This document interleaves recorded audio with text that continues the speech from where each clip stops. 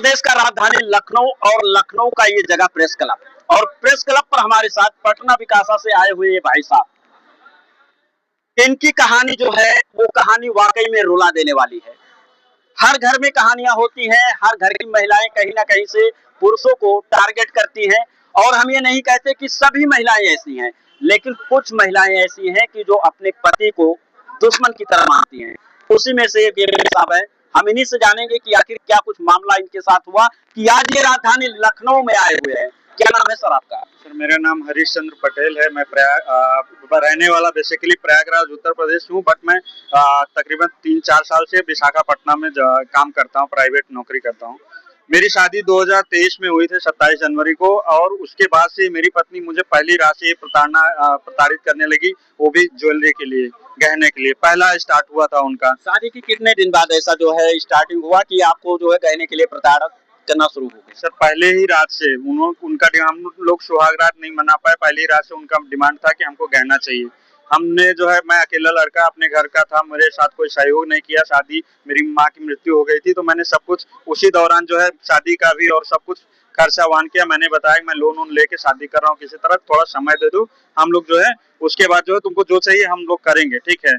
लेकिन उनका घर तरफ से इतना प्रताड़ित किया, उनके माँ बाप जो है, उनके भाई, उनके पिता, उनके दोनों भाई हमसे जबरदस्ती पैसा डिमांड करते हैं। 80,000 रुपया उन्होंने इमीडिएट आते ही ट्रांसफर करवा दिया। शादी जब आपकी हुई थी, कोई रिश्तेदार ने शादी करवाया था या लव मैरिज थी, या फिर जो है वो लोग रिश्ता ढूंढते ढूंढते आए थे?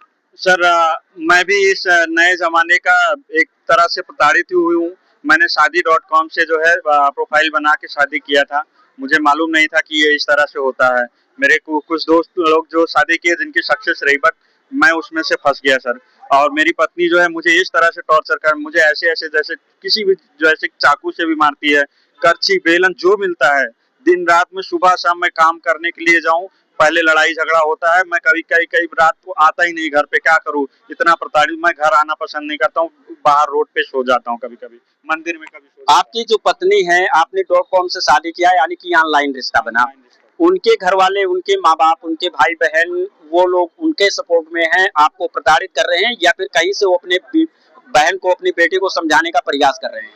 सर हमने तो बहुत बार कोशिश की, उनको 3 साल से कोशिश कर रहा हूँ कि जो है वो हमको किसी भी तरह से वो हमसे जो है हमारे पास जो है बैठे, बात करे, सुनने के लिए तैयार हो हमारी बात। हमने कम से कम नहीं तो हजारों बार कोशिश किया 3 साल में। इवन हमने जो है उनको 2023 में एक बार अपने घर से बहुत परेशान होके जो है निकाल दिया था घर से कि अब हम नहीं रख पाएंगे। तो आज क्या चाहते हैं आप हमारे चैनल के माध्यम से? शासन प्रशासन से क्या उम्मीद लगाकर बैठे हैं? सरकार से क्या आप जो है उम्मीद करेंगे? सर हम उम्मीद यही करते हैं आपके चैनल के माध्यम से कि जो हम तकरीबन 3 साल से लगातार मैं पुलिस थाने का चक्कर लगा रहा हूँ कि कोई मेरी बात सुने, कोई समझौता करे, किसी तरह से मुझे शांति प्रदान करे, क्योंकि मैं बहुत गरीब घर से लड़का था और आज कमाई धमाई अच्छी खासी है, तो हम जी नहीं पा रहे हैं। हमारे पिताजी को और हमारे जो है भाई बहन सभी से मेरी पत्नी रिश्ता तोड़वा दी मेरा। और किसी को, जिसको भी मैं बात करता हूँ उसको गाली देती है और कहती है कि तुम जो है इन लोगों से बात मत करो। किसी ना मुझे घर जाने के लिए जाने देती है। मैं घर जाता हूँ तो मुझे मार पिटाई होती है। इस तरीके से आपका जीवन है, अगर देखा जाए तो जैसे हमारे यहाँ की कहावत है कि जीवन नहीं नर्क है, नर्क बन चुका। दोनों लोगों की वजह से डिस्टर्ब रहा होगा। क्या आगे का प्लान होगा अगर इसी तरीके से कब तक चलता रहेगा? क्या कुछ सोच रखे हैं कि इससे हम छुटकारा पाएंगे, या फिर इसी तरीके से जो है कीड़े मकोड़े की जिंदगी जीते रहेंगे? सर अभी ये तो सरकार पे भी और पुलिस प्रशासन पे भी निर्भर करता है, क्योंकि हमने सरकार और पुलिस से हम लोग जो है बंधे हुए हैं समाज के नियमों कानूनों से। हम तब तक नहीं छुटकारा पा पाएंगे जब तक ऐसा कोई नियम या कानून नहीं। हम जहां भी जाते हैं, जैसे हमने बोला इतने साल से मैं चक्कर लगा रहा हूँ, कोई सुना नहीं। तो मतलब एक तरह से ये दिखाता है कि सरकार भी ये बेटे या ये जो देश के बच्चे परेशान हैं वो परेशान ही रहे। आपको क्या लगता है कि कुछ महिलाएं इस तरीके से जो है बर्ताव करती हैं, या फिर जो है इनकी संख्या जितना हम लोग सोचते हैं उससे भी अधिक है? सर अभी आज के ज़माने में मेरे तकरीबन जितने भी दोस्त में हैं उसमें से तकरीबन हर एक आदमी, उसमें से 1-2 को छोड़ दीजिए, हर कोई परेशान है।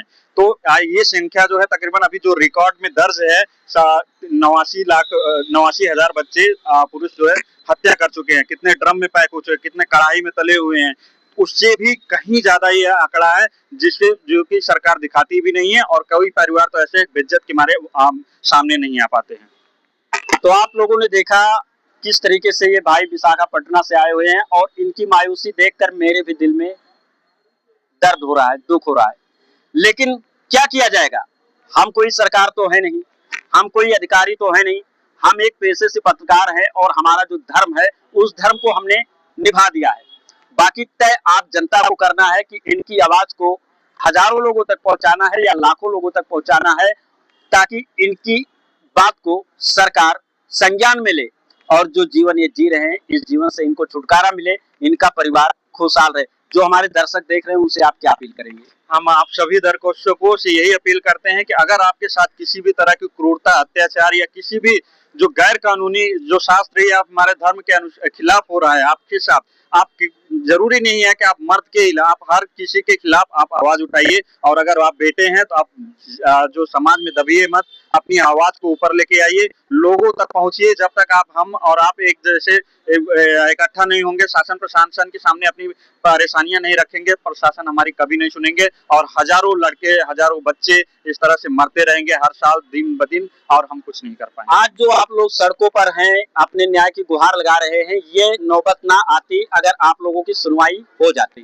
बिल्कुल बिल्कुल। बाकी आपसे मैं जाते जाते फिर कह रहा हूँ, इस वीडियो को इतना शेयर दीजिएगा, इतना शेयर कर दीजिएगा ताकि जो इनके यहाँ के लोकल अधिकारी हैं वो भी इस मामले को देखें और उत्तर प्रदेश की सरकार वाकई में, वो चाहे बिहार की सरकार हो, मध्य प्रदेश के हो, उत्तराखंड के हो, कहीं के भी सरकार हो, हमारा भारत देश है। हमारा भारत देश जो है पुरुषों का प्रधान देश माना गया है और इसी प्रधान देश में अगर पुरुषों के साथ इस तरीके से नाइंसाफी होगी तो कहीं ना कहीं आने वाले समय में हमारे बच्चों का भी भविष्य खतरे में पड़ सकता है। अटल सत्य के लिए अटल बिहारी शर्मा, लखनऊ।